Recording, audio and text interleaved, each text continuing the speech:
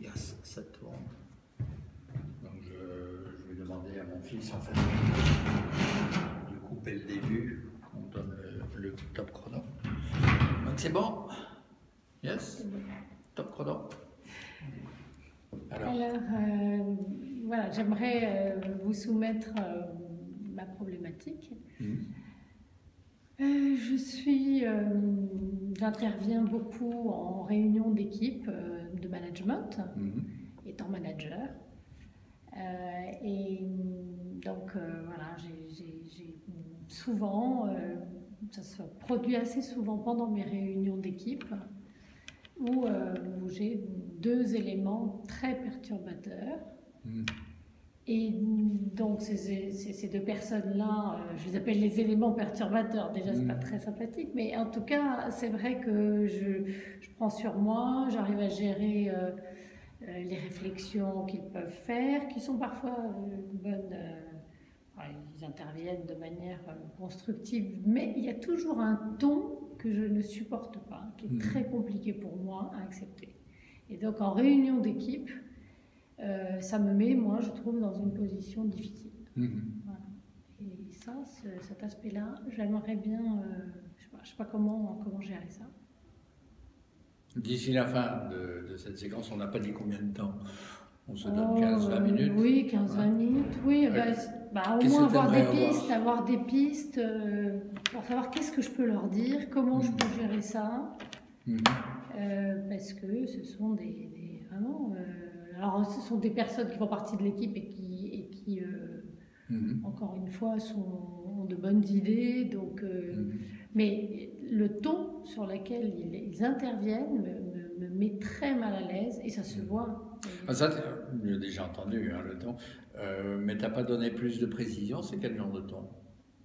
C'est un ton soit très ironique pour une personne, soit très cinglante. C'est-à-dire, je sens qu'il y a beaucoup derrière d'autres choses que la personne veut me dire. Donc, il se trouve que, voilà, une réunion, à l'issue de la réunion, je m'étais même entretenue individuellement avec elle pour faire un point un peu, pour voir, justement creuser et savoir s'il y avait d'autres choses. La personne était non, pas du tout, tout allait bien. Enfin bon. Et puis, réunion, puisque c'était toutes les semaines. Donc, quand tu en as parlé, c'était en privé, alors que la personne le fait en public. Oui. Ok.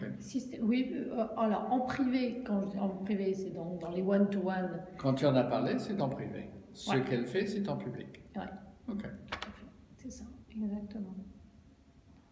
Quelles sont d'autres stratégies que tu pourrais avoir? Donc, ils ne sont pas forcément les mêmes pour les deux, puisque tu es à la recherche de solutions. Et que les deux font des choses différentes. Peut-être que tu as des stratégies différentes, peut-être que tu as des stratégies similaires. C'est-à-dire que celle qui utilise le ton plutôt ironique, ça passe par... Enfin, je le gère, même si je me sens intérieurement pas dans un confort absolu, mais voilà, disons que ça ne me dérange pas plus que ça, et surtout, elle intervient positivement quand même. Donc là, tu veux rien faire, ou tu poses les deux pour chercher des stratégies pour les deux? Non, en fait, je pose plutôt une stratégie pour celle pour laquelle le ton est cinglant et où je sens qu'il y a d'autres choses derrière. Alors, quelles sont tes stratégies? Ma première, je pensais qu'elle allait être bonne, c'était de la voir en privé et de creuser, et ça n'a pas marché. Alors, qu'est-ce que tu as d'autre comme option? Soit je fais un point en public, au moment où mais je n'ai jamais encore osé le faire. Si tu le faisais, tu dirais quoi? Je dirais, soit j'exprimerais, enfin l'idéal ce serait que j'exprime mon ressenti au moment où elle dit, mais je ne suis pas certaine de pouvoir le faire parce que je suis dans un état vraiment très fragile à ce moment-là. Qu'est-ce que tu dirais si tu disais quelque chose? Quelles sont tes options dans ce que tu pourrais dire? Je dirais, la question que vous me posez est intéressante, le fond est intéressant, la forme est plutôt gênante vis-à-vis de moi. ou en tout cas, oui, oui, puisque je le prends pour moi. Donc, je dois l'exprimer comme ça. Donc, je dirais, le fond, votre question est intéressante. On va partager avec tout le monde pour trouver une solution. La forme me gêne personnellement, le ton est ironique. Tu peux développer. Donc ça, c'est une chose, c'est toi, tu dis directement. Quelles seraient d'autres options? Je pourrais poser la question aux autres. Ah, quel genre de question? Je sais pas, est-ce qu'ils ressentent la même chose que moi? Je sais pas si c'est faisable. C'est faisable. Qu'est-ce que tu pourrais poser aussi comme question aux autres? Est-ce que ce ne serait pas fort de dire, de leur poser, suis-je la seule à ressentir le ton cinglant de cette question? Oui, c'est centré sur, à la limite, la personne n'est pas forcément la solution. Si tu posais une question centrée solution, tu dirais quoi aux autres? Comment on pourrait poser cette question d'une autre manière? Ah ouais, tu pourrais dire très bonne question. Est-ce que quelqu'un peut la reformuler autrement? Qu'elle véhicule moins d'émotions négatives. Qui veut tenter ça? Oui. Oui. Non? C'est ça que tu dis? Oui. Ça, c'est centré solution. Ça serait une autre, plutôt solution. que de se centrer sur la polarité. Oui. Ah, j'aime pas, vous êtes d'accord avec moi. Hein?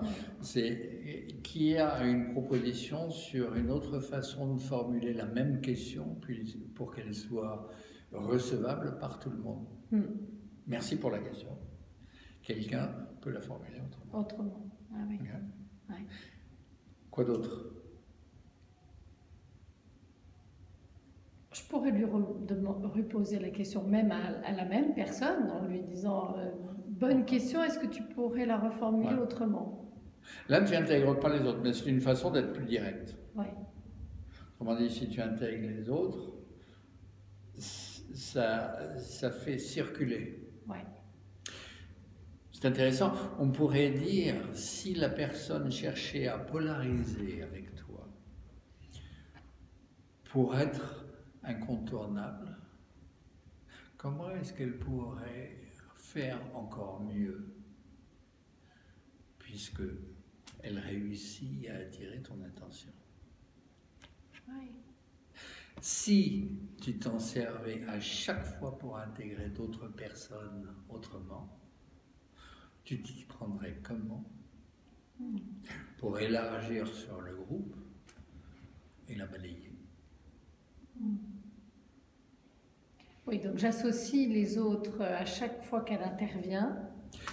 Est-ce que quelqu'un pourrait rendre cette question qui est valable encore plus ironique? Je suis intéressé par ce type de communication. Mais là, les personnes se sentiraient que c'est vraiment très ironique, même de ma part, alors que ce n'est pas tout à fait ma façon d'être. Hein. Ah, attends, mais qui a posé le mode de communication dans le groupe? Oui, c'est elle. Oui. Donc c'est ironique. Oui. Comment tu pourrais répondre d'une façon hyper ironique?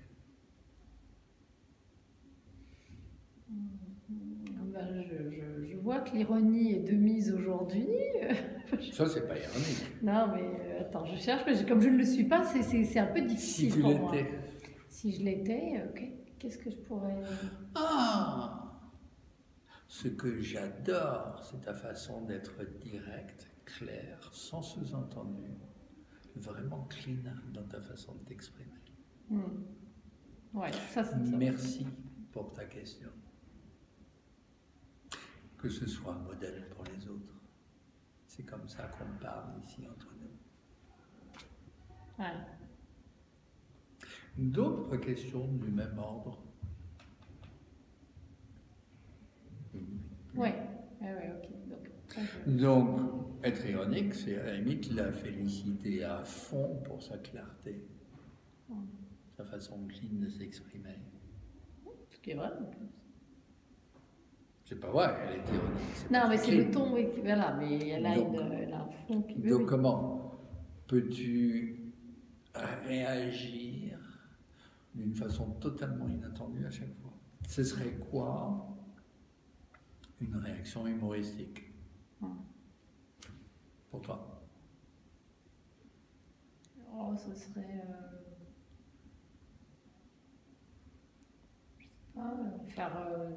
faire une allusion, avoir une référence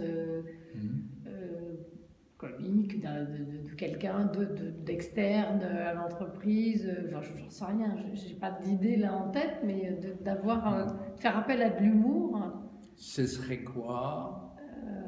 Non, une option, c'est qui est l'exemple de l'ironie dans ton cadre de référence en littérature française, au cinéma ou ailleurs? Oh, bah, ça pourrait être Coluche, ça pourrait être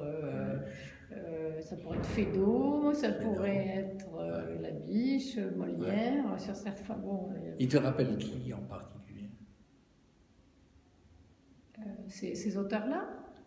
Oui, ou comme exemple d'ironie, c'est la subtilité. Quel est son type d'ironie? À la personne? Oui, dans ta salle. Ah, non, elle n'a pas ce type Qui pourrait être un exemple de ce qu'elle fait?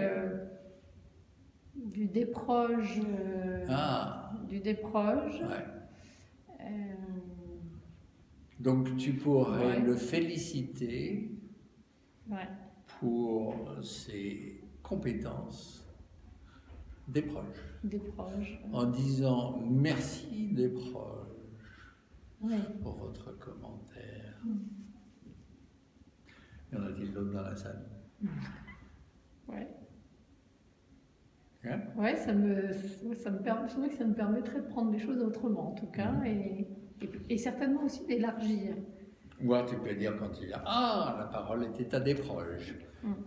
Quel autre humoriste souhaite prendre la suite? Pourquoi pas? Ouais. Dans tout ça, je suis en train d'être créatif, mais l'idée là, c'est comment trouver ta créativité par rapport à cette situation. Elle est quand même extraordinaire. Ça apporte de la variété, tu peux t'amuser. Or, tu choisis de le prendre d'une certaine façon. Ah oui. C'est un choix. C'est le choix que pour le moment, en effet, je m'impose. Oui, c'est vrai. Je ne vois pas d'autre solution pour l'instant. Mais là, on vient d'en voir une très belle. Ah oui, un paquet même d'autres. C'est-à-dire intégrer d'autres, etc. Si tu prenais une autre option, vraiment de quoi? Alors, je sais qu'il y a c'est une personne qui n'est pas du tout artiste. Son côté créatif, de dessin, et comme une fois, enfin pourquoi je dis ça, parce qu'il y a eu une fois pendant une réunion, je leur avais demandé de dessiner. On avait un projet, donc voir un peu comment chacun l'envisageait de manière très physique et donc et visuelle. Donc elles ont dessiné. Bon, cette personne-là était avec des bâtons, enfin c'était un petit peu moins abouti au regard des autres. Et je me dis peut-être que ça peut être aussi intéressant de reprendre cet outil-là et de demander de temps en temps, est-ce que vous pouvez... Alors c'est pas pour la mettre en position inférieure, mais c'est pour qu'elle ait des efforts à faire pour exprimer ce qu'elle veut dire. Et qu'elle soit plus dans ce ton systématique. Attends. Entre nous, on peut travailler sur ce que tu fais, mais on ne peut pas travailler sur comment la changer. Elle n'est pas là. Non. Donc, qu'est-ce que tu peux faire? On ne sait jamais comment elle réagira, mais qu'est-ce que tu peux faire qui, toi, te sort de tes sentiers battus? C'est la seule chose qu'on peut travailler ici. Donc, on a déjà évoqué un paquet d'options. Quelles seraient d'autres options en te centrant sur toi? C'est-à-dire qu'il y a ce truc qui vient, à la limite, c'est prévisible. C'est comme un enregistrement que tu auras dans chaque réunion, à un moment ou à un autre. À chaque fois, comment tu peux réagir autrement? Qu'est-ce que tu as d'autre comme option? Alors, comme autre option,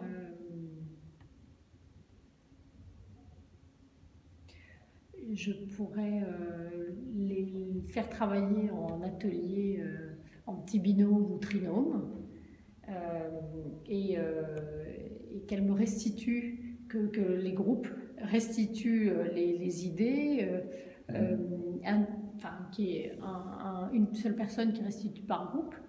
Et du coup, le fait qu'elle s'adresse au groupe, elle ne s'adressera pas forcément à moi en direct. Donc ça peut être un autre mode d'animation. C'est ça, c'est de les mettre plus en face à face plutôt que toi au centre. Ouais.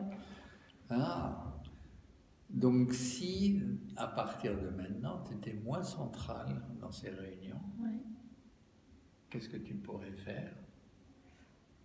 Oui, je déléguerai un certain nombre de choses d'animation de cette réunion-là. L'animation, des travaux en sous-groupe, qu'ils avancent les uns par rapport aux autres. Avec restitution et du coup engagement, et peut-être que là le ton serait partagé.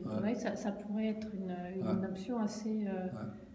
une alternative en tout cas, ça c'est sûr. C'est changer l'architecture du groupe. Ce que tu dis finalement, ça favorise des réactions par rapport à toi, voire par rapport à ta position.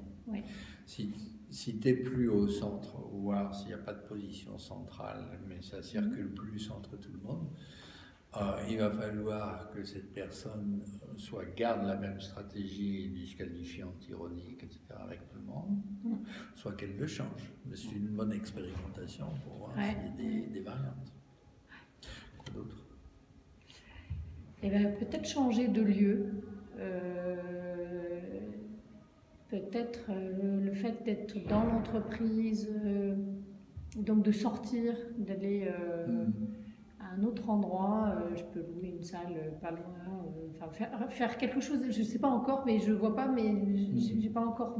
Mais je me dis que le lieu ne favorise pas non plus. Alors il y a peut-être des pistes sur changer le cadre. Peut-être l'organisation, c'est toujours une réunion qui dure 1 heure, 1h30, peut-être un peu long, j'en sais rien. Enfin là, tu es en train de généraliser sur un comportement qui est dans une salle qui est dans une salle où tout le monde n'a pas le même comportement. Si la faute était à la salle, de changer tout le monde aurait le même comportement et de changer la salle. Donc si tu es dans une salle et tout le monde a mal au crâne, tu peux te dire, ok, il y a un truc avec l'éclairage, les néons. S'il y a un comportement particulier de vouloir changer la salle, à la limite, il y aura quelqu'un d'autre qui aura un autre comportement particulier. Tu es en train de dire c'est la salle.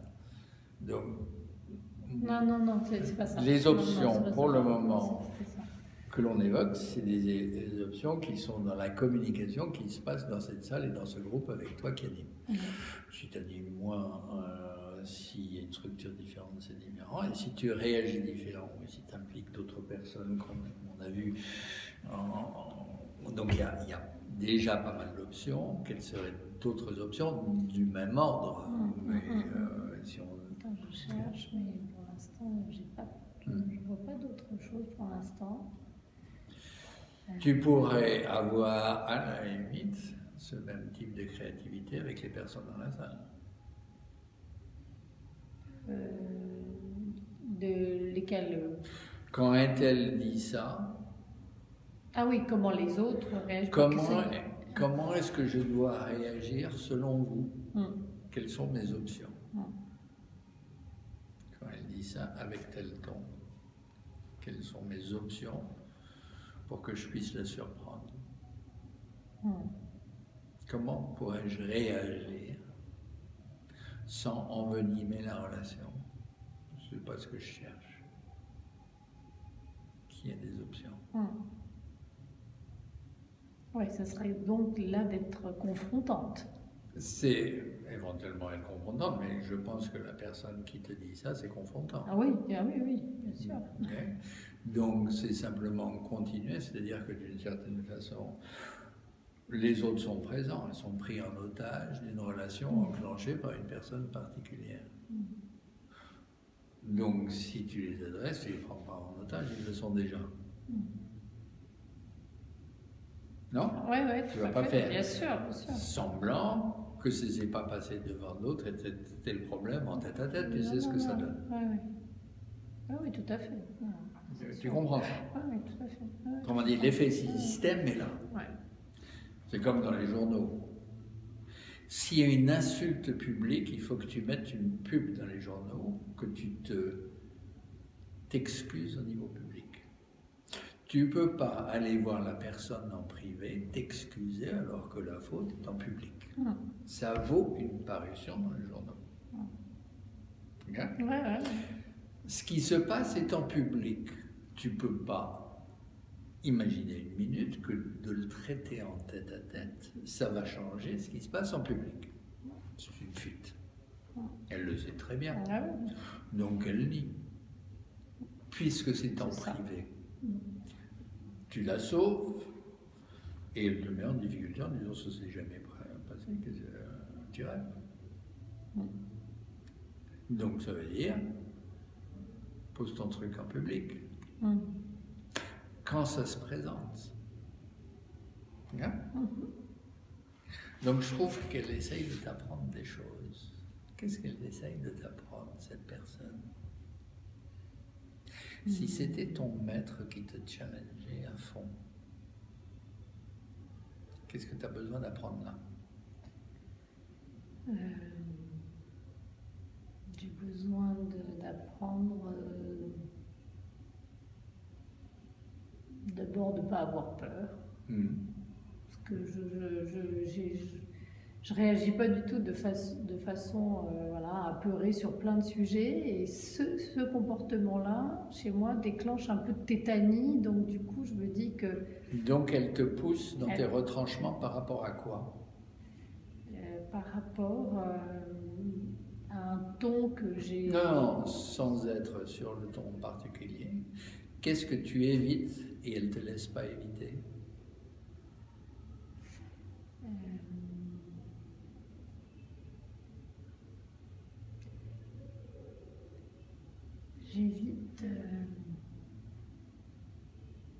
J'évite de ne pas être reconnue comme l'animateur, si tu veux. Tu évites? Là, je me sens plus du tout leader dans cette posture-là. Elle te remet en question, tu ne fais rien, qu'est-ce que tu évites? J'évite de remettre les choses au clair. D'accord. De la remettre à sa place,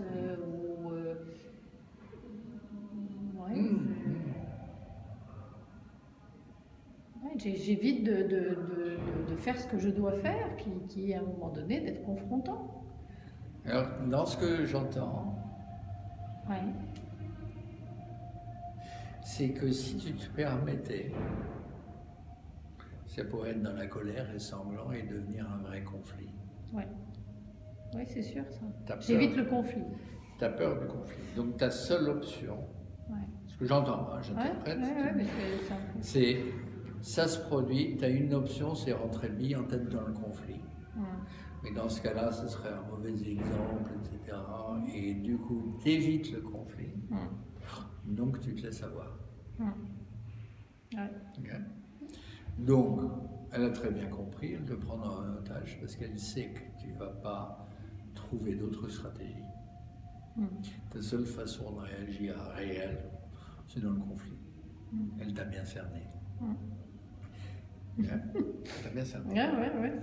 Donc, tu prétends être gentil, tu prétends être relationnel, c'est du pipeau, quand ça tourne mal, c'est le conflit. C'est ta seule façon d'aborder le truc. Comme tu évites le conflit, on peut t'avoir, mais c'est ta seule façon réelle de réagir que tu connais. Tu vois? Quand quelqu'un n'est pas respectueux. Tu as peur de ça, donc tu n'y vas pas et tu laisses. Elle te tient. Elle est en train de te dire, je vais continuer jusqu'à ce que tu apprennes à faire autre chose. Voilà, je viens d'apprendre. Non, mais Non, mais réellement. ouais, bon, je ne sais pas si c'est son intention, mais en tout Non, cas, non, c'est ce que ça m'apprend, oui. C'est C'est ça, ça regarde m'apprend, ce qu'elle bien t'apprend sûr. pour des tas d'autres situations. Parce que si je se passe là, ça se passe partout. Avec qui d'autre dans ta vie t'évites le conflit? Ok. Dans quelle autre situation, c'est soit ça escalade et ça va péter, donc tu ne le fais pas. Parce que tu veux garder une image de ce qui se fait, etc. Mais du coup, tu lâches. Ouais. Bien. Je trouve qu'elle essaye de t'apprendre quelque chose, elle ne te lâche pas. Il faudrait la payer. Pas trop cher non plus. Non, mais je veux dire, c'est intéressant oui, de se dire dans cette situation, ouais, qu'est-ce que elle j'ai va besoin prendre, d'apprendre qui ne rentre pas dans un truc qui est stérile. Donc c'est l'escalade, le conflit, soit elle est virée, soit tu perds ta crédibilité, pendant que tout le monde regarde, etc. Une autre question pourrait être intéressante, mais on va commencer à conclure. C'est si elle servait principalement à détourner l'attention sur elle pour sauver quelqu'un d'autre. Ce comportement sauve qui?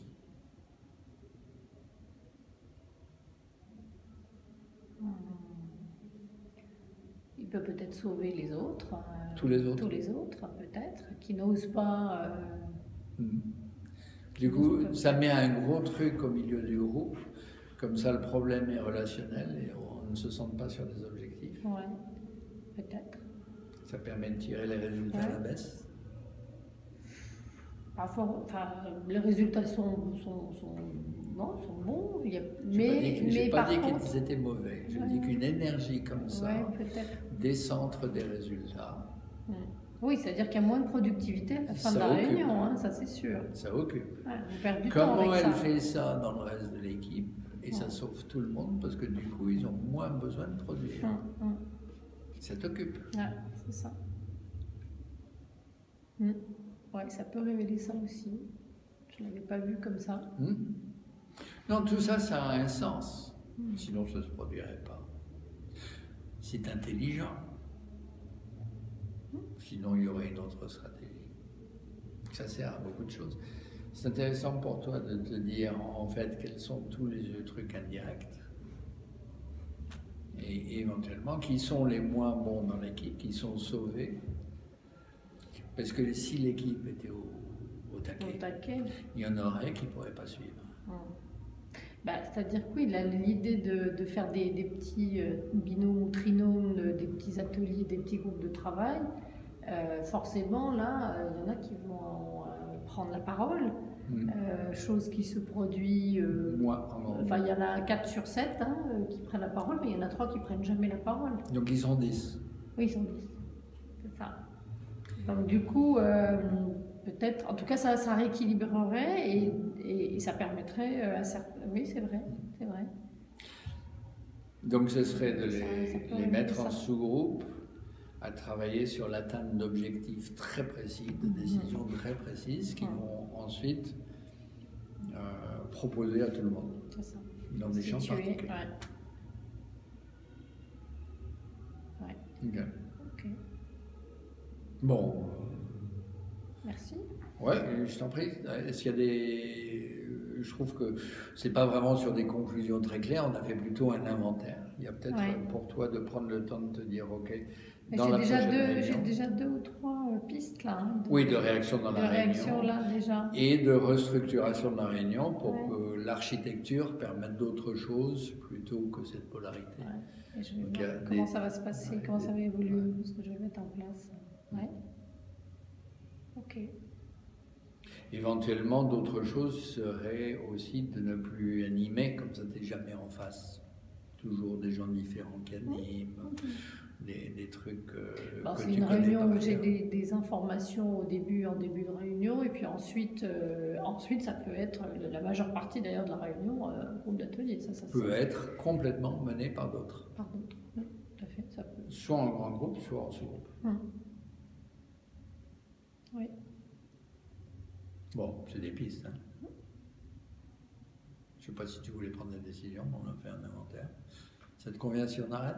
Oui, Ouais. non, là c'est bon, j'ai des pistes. Yeah. C'est ça que je veux dire. Ok, bah, merci. Merci. On arrête? Merci. Bon. Ouais.